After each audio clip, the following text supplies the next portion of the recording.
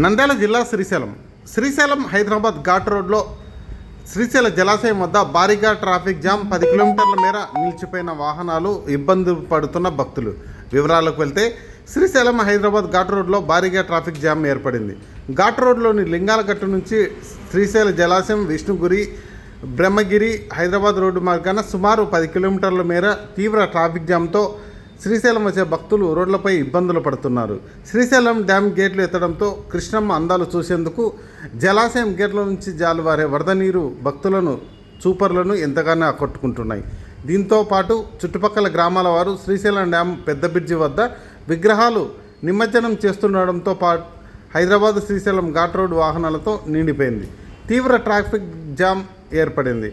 Traffic క్రమబద్ధీకరించేందుకు Srisailam, విష్ణుగిరి పోలీసులు అష్టకష్టాలు పడాల్సి వస్తుంది. వాహనాలు రోడ్లపై అధికం కావడంతో శ్రీశైలం డ్యామ్, లింగాలగట్టు, పెద్ద బ్రిడ్జి, విష్ణుగిరి ప్రదేశాల్లో ట్రాఫిక్ తీవ్రంగా మారింది. శ్రీశైలం వచ్చి వెళ్లే వాహనాల సంఖ్య భారీగా పెరిగింది. దీంతో శ్రీశైలం హైదరాబాద్ ఘాట్ రోడ్డుపై వాహనాల తీవ్రత ఎక్కువగా మారింది. ఘాట్ రోడ్డుపై వాహనాలు నిలిచిపోయాయి.